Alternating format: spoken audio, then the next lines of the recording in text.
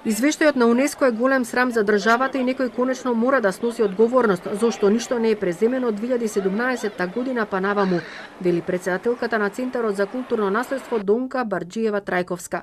Новите забелешки се напишани на повеќе од 200 страни и утре ќе бидат испорачани на општина Охрид. УНЕСКО укажува на недоволната заштита на старата градска архитектура, несоодветната конзервација и реставрација на заштитените подрачја и објекти, дивоградбите долж крај брежјето, поставувањето урбана опрема околу најзначајните знаменитости во градот.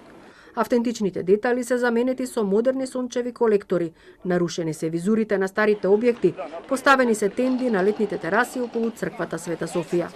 Овој извештај мора да предизвика политичка одговорност, особено во однос на прекинатите реформи во заштитата на културното наследство.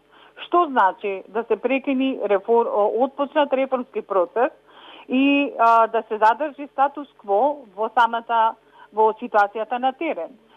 Тоа значи прикривање на причинителите и виновниците.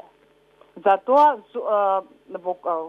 што во делот на законската регулатива не се смени ништо од 2017 година, иако беа почнати одредени активности, а токму постојната законска регулатива продуцира аномалии и овозможува коруптивни действија во постапката за издавање на конзерваторски услови за градба и реконструкција на старите објекти во старото градско јадро.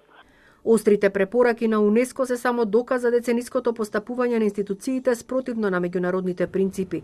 Се поизвестно е дека на следната сесија Охрид ќе заврши на листата на загрозено подрачје во опасност. Да се стопираат сите активности воопшто на терен во Охридскиот регион и не само во Охрид.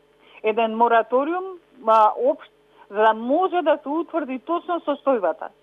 Колку од старите објекти кои поседуваат исклучителни вредности се сочувани на терен. За жал, тоа не го направи владата и продолжи и понатаму, значи да одржува оваа состојба и на известен начин да стане учесник во уништувањето на исклучителните вредности на Охридскиот регион. Во извештајот има препораки за целосна забрана за градба, уривање на дивоградбите, отстранување на објектите кои функционираат како плажи. Се бара и реконструкција на пешачката патека која го поврзува каналот Студенчишта со Горица 1, затоа што е прекината природната врска меѓу езерото и блатото. По добивањето на забелешките, институциите ќе треба во одреден рок да подготват одговор. Градоначалникот на Охрид, Константин Ѓоргиевски, денеска остана недостапен за каков било коментар.